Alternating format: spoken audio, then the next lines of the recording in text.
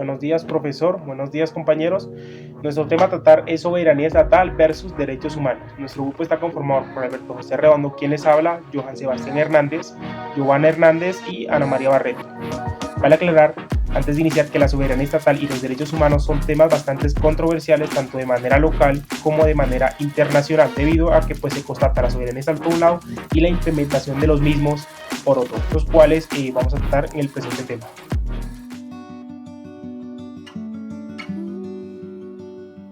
Bueno, para empezar me gustaría definir a la soberanía estatal como aquella facultad y potestad que tienen los estados de regular sus asuntos, para aclarar que esto sí, de manera autónoma y sin presión ni injerencia de terceros, para aclarar de que esta soberanía engloba todo lo que es la persecución de sus objetivos y protección de sus intereses, garantizando así la seguridad y vida de sus ciudadanos, logrando así también un fortalecimiento institucional. Va a aclarar que la soberanía también se plasma en la Carta de Naciones Unidas, en el artículo 2, parágrafo 1, la cual nos define que todos los Estados miembros se les reconoce la soberanía igualitaria entre naciones.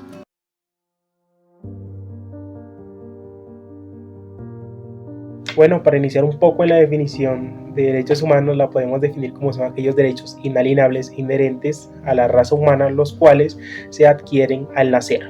Vale aclarar de que estos derechos se encuentran todos de manera conjunta en la Declaración Universal de Derechos Humanos de la Organización de Naciones Unidas, los cuales toman como eje principal el ser humano como el principal protector y el principal objetivo de los mismos.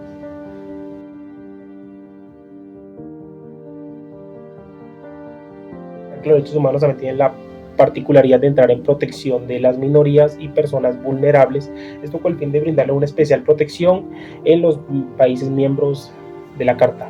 Sin embargo, va a aclarar que el parágrafo séptimo del artículo 2 de la presente Carta nos establece que la Organización de Naciones Unidas no podrá intervenir ni podrá obligar a un país a la implementación de los mismos. De esto a que se reconoce la soberanía de cada nación. Sin embargo, también establece que cada país tiene el deber de implementar y promover los mismos. Sin embargo, los mismos tampoco se ven obligados a transformar sus instituciones ni su ordenamiento jurídico, obviamente, a la misma Carta.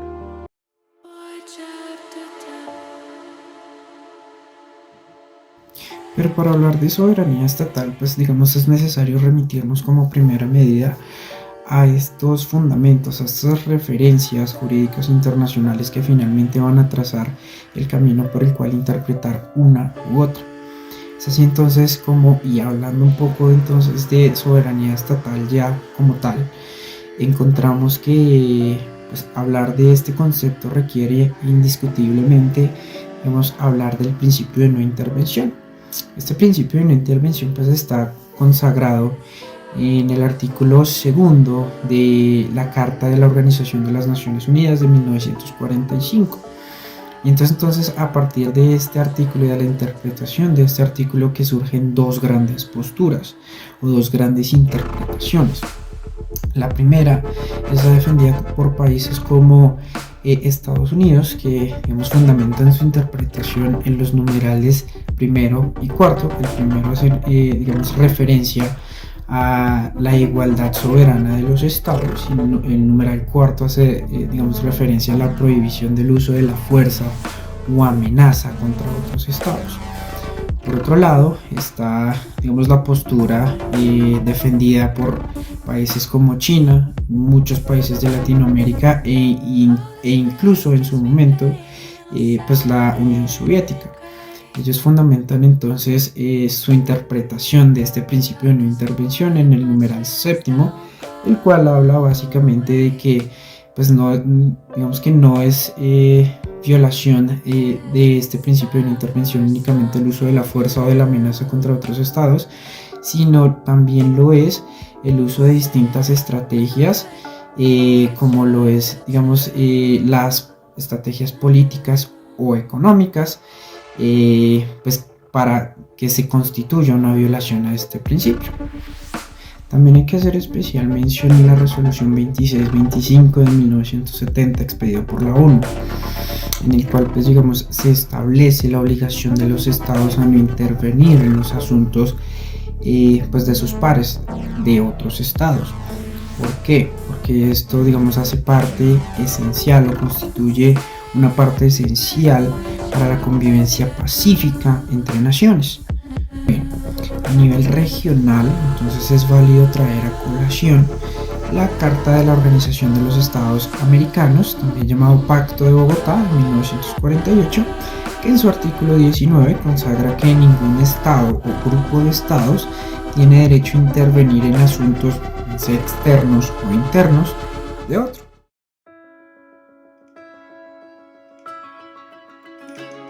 Por otro lado, y hablando entonces ya sobre derechos humanos, pues digamos que encontramos que una de las más importantes, si no la más importante referencia jurídica internacional es lógicamente la Declaración Universal de los Derechos Humanos, digamos promulgada por la Organización de las Naciones Unidas en 1948.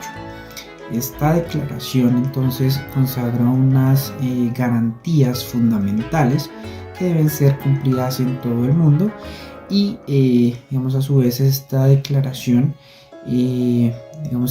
ha servido como norma fundamental de más de 70 tratados alrededor del mundo. A nivel regional o a nivel de regiones encontramos pues dos grandes referencias normativas o dos grandes referencias jurídicas internacionales. Por un lado, digamos a nivel europeo, entonces encontramos la Convención Europea sobre Derechos Humanos de 1950, que dio paso a la creación del Tribunal de Estrasburgo.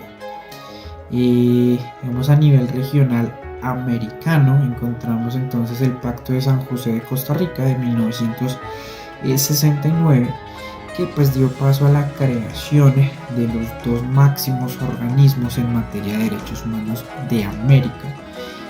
Uno es la Comisión Interamericana de Derechos Humanos y el otro es la Corte Interamericana de Derechos Humanos. Pero antes hablábamos entonces de que estas garantías fundamentales de que tratan los derechos humanos pues debían ser protegidas en todo el mundo. Y es aquí donde es válido traer a colación la resolución 688 de 1991 expedida por el Consejo de Seguridad de la Organización de Naciones Unidas. Digamos es en esta resolución donde se establece el derecho de injerencia, que es básicamente un derecho a deber de los estados o de unos estados de brindar asistencia sobre otros cuando intervienen, digamos, motivos humanitarios.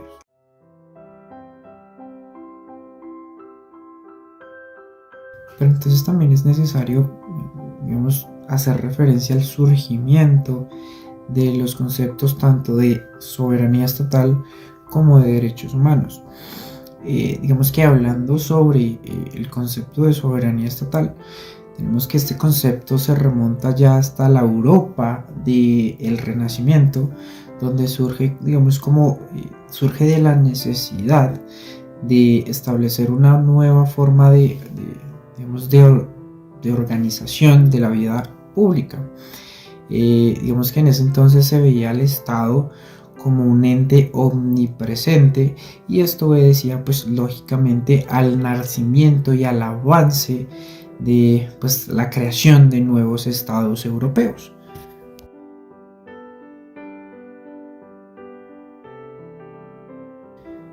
Finalmente, hablando de los derechos humanos tal como los conocemos a día de hoy, hablando sobre el surgimiento de estos, nos debemos remontar entonces a un escrito elaborado por la entonces primera dama de los Estados Unidos, Eleanor Roosevelt, inspirada pues en la Declaración de los Derechos del Hombre y del Ciudadano de 1789. Este escrito entonces fue adoptado por la Organización de las Naciones Unidas y es lo que hoy en día conocemos como la Declaración Universal de los Derechos Humanos de 1948. Esta declaración pues surge con ocasión de la barbarie cometida contra los propios seres humanos durante la Segunda Guerra Mundial y tuvo como objetivo pues evitar, digamos, la repetición de estos hechos.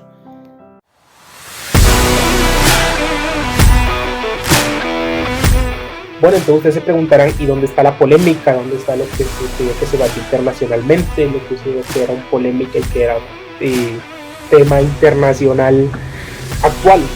La polémica principal radica en que, pues si bien la normatividad nacional e internacional de cada nación pues se busca limitar esa soberanía, ¿sí? Y esto obviamente a favor y en protección de sus ciudadanos, varios estados llegan a limitar la implementación de derechos humanos, a frenar la implementación de los mismos, a promover los mismos, y esto lo hacen pues cuando que se trata de su normatividad interna, si me hago entender, los cuales claramente pues digamos aclaran de que pues, dar su normatividad interna, de que son autónomos de tomar sus decisiones y que pues como tal los derechos humanos, si bien deben promoverlos, no deben hacerlo transformando todo su sistema jurídico, si me hago entender. O sea, es como, ok, tienes derechos, sin embargo, eso no tiene un poder vinculante sobre mi nación si yo lo decido, si me hago entender. Eso es la principal política, debido a que pues, el derecho interno dice otra cosa o trata estos aspectos de otra manera, si me hago entender. Y sin embargo, pues como decimos, estados pues no deben, no, y tampoco se pueden obligados a presión ni de instituciones ni de países terceros, ni mucho menos de injerencia de ambos. Entonces ustedes se preguntarán hasta dónde está este limitante, hasta dónde llegan las facultades del Estado, hasta dónde puedo llegar el Estado a determinar de X o Y manera mis asuntos como Estado. Este limitante suena irónico, pero son los mismos derechos humanos. Sí, o sea, ¿cómo se hace? Ok. Pues la principal limitante radica principalmente en que cada estado, o sea que siempre tomar los asuntos de X o Y manera o tratarlos su normatividad interna, digamos, esta facultad no puede ir en contra en violaciones de derechos humanos, sino tener más personas, o sea, no puede ir en contra del respeto a la dignidad humana y derechos humanos. Esto es el principio de pacta sub servanda o principio de buena fe, ¿sí? Y sin embargo el artículo 26 de la misma carta, o sea, establece que pues si bien el Estado tiene la potestad de pues como, o sea, decirlo de no transformar su ordenamiento, de pues manejar sus actitudes de determinada manera como él crea correcto, esta soberanía estatal, esta facultad, esta jurisdicción que tiene el Estado no puede irse en contra de violaciones, en contra de la dignidad humana, debido a que pues son derechos inherentes al ser humano, derechos que tiene el ser humano. Así que tiene todas las facultades, si me entienden, y jurisdicción para tratar sus asuntos de determinada manera. Sin embargo, todo este poder, toda esta soberanía no puede llegar en violación de derechos humanos, debido a que lo mismo no se ven restringidos en un solo Estado, sino que son derechos universales del ser humano, derechos universales que vienen inherentes al ser humano y que pues se adquieren con el nacer.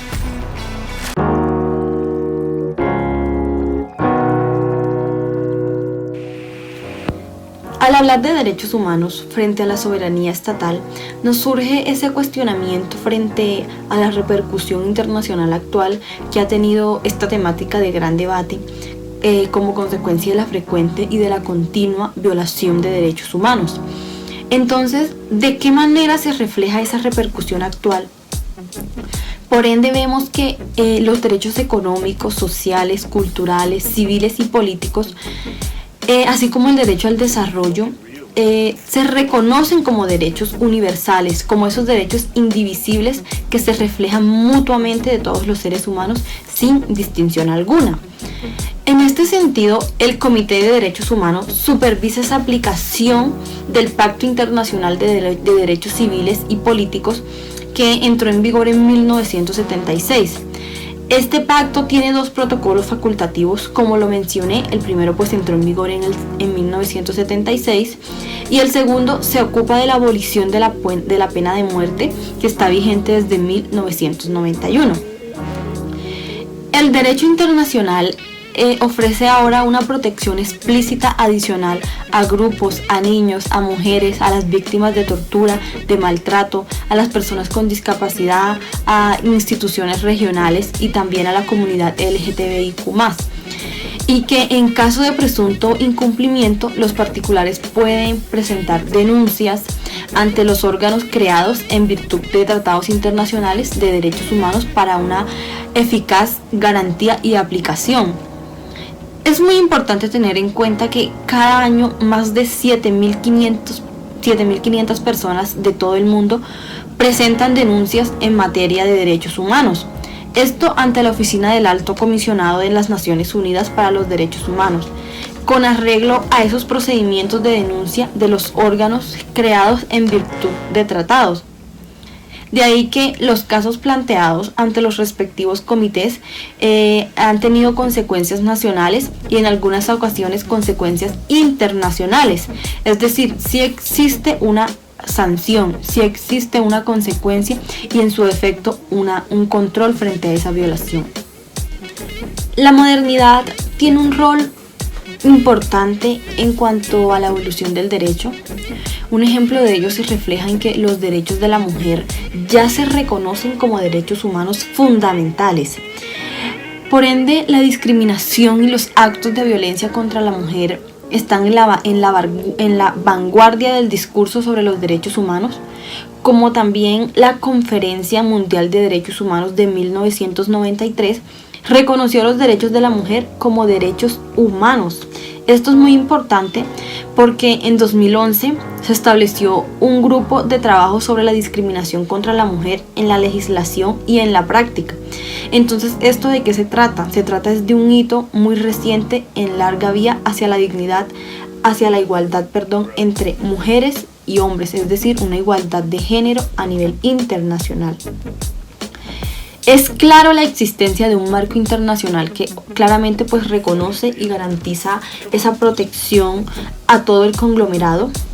Estos podríamos verlos reflejados en esos mecanismos de derechos humanos como el relator especial sobre los derechos humanos de los migrantes. Este fue establecido en 1999 y también la Convención Internacional sobre la Protección de los Derechos de todos los trabajadores migratorios y de los trabajadores y de sus familiares también.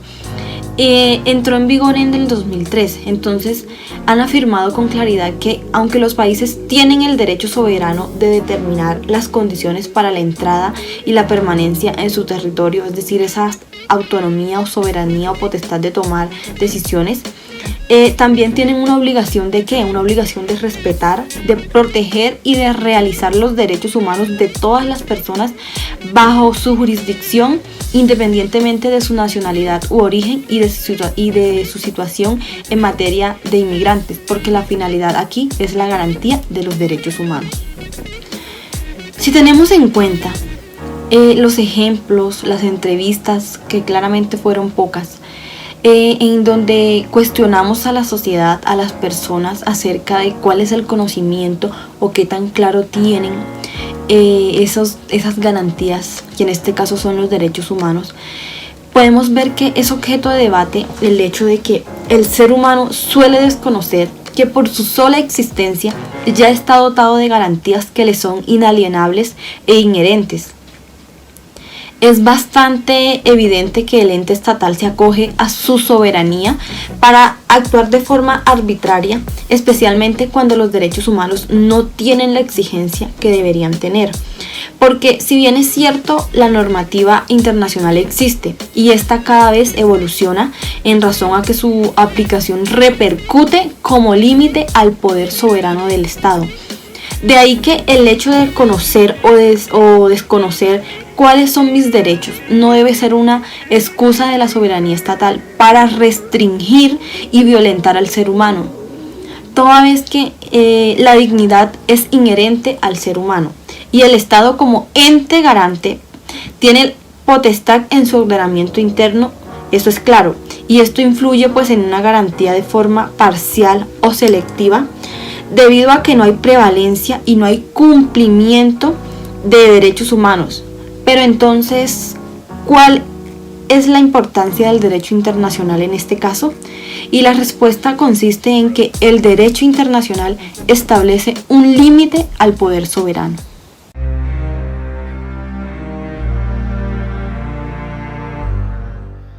Pero entonces a la final todo este tema del que hemos estado hablando de soberanía estatal sobre derechos humanos pues no adquiere ningún sentido si no conocemos la opinión de la gente para la cual va dirigida, digamos, toda esta política internacional, que es a la final a la gente del común, la gente común y corriente, a los seres humanos.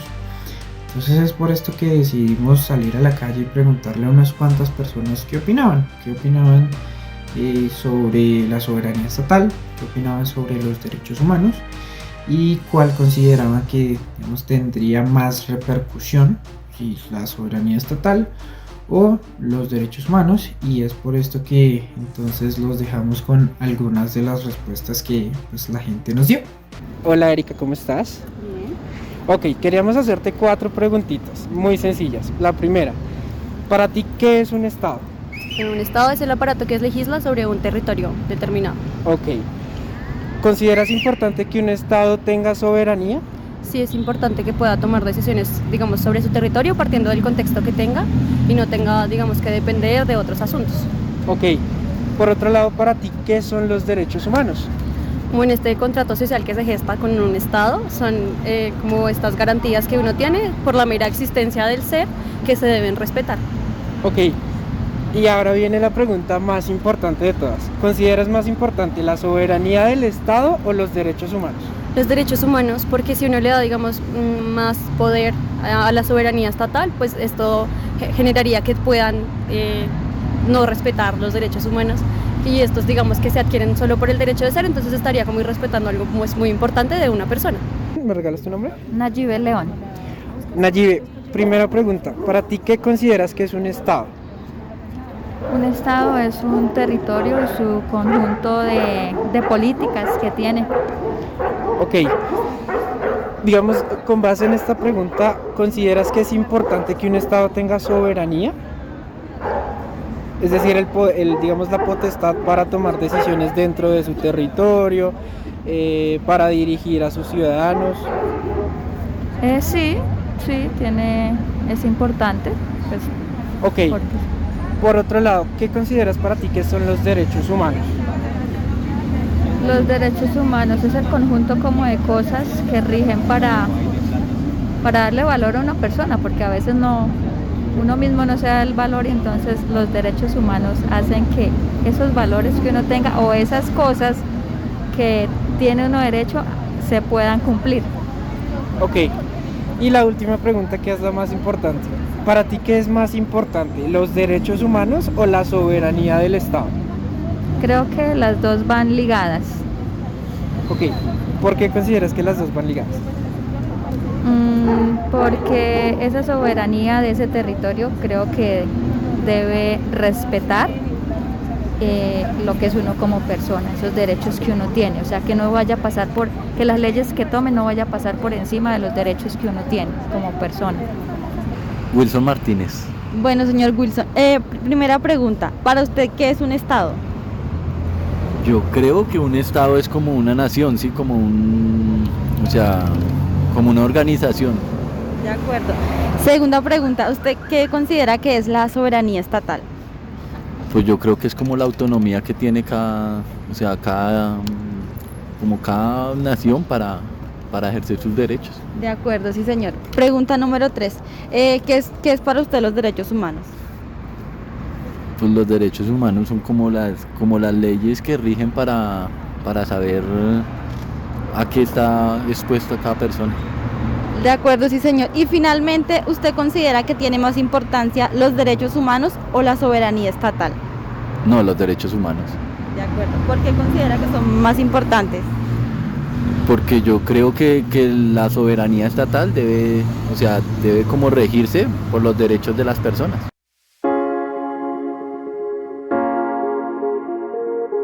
Ejemplo teórico del caso, traemos el día de hoy el de la señora María Isabel Vélez Franco. Inicia en un contexto de un alto nivel de violencia que sufren las niñas y mujeres del país de Guatemala y la gran impunidad que existe entre los responsables de dichos hechos. En este momento existe una gran escala de violencia y de homicidios contra las mujeres. Estos homicidios casi siempre, en la mayoría de las veces, son causados en los barrios más vulnerables y pobres de dicho país. El patrón de violencia marca un gran índice de brutalidad ejercida contra las víctimas y los signos de violencia, tanto sexual, psicológica, entre otras. Gracias a la Comisión Internacional de Derechos Humanos, quien realizó una gran investigación donde nos dio a conocer que entre los años 2001 a 2011 se duplicó de manera sostenible los casos de asesinatos a manos de hombres hacia mujeres y niñas.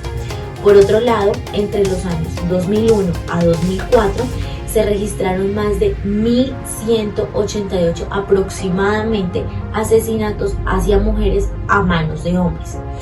Este patrón de violencia nos preguntaremos por qué existe. Estudios conocidos nos da y nos arroja que es por la discriminación tan fuerte y tan alta que existe hacia las mujeres y hacia las niñas en este país.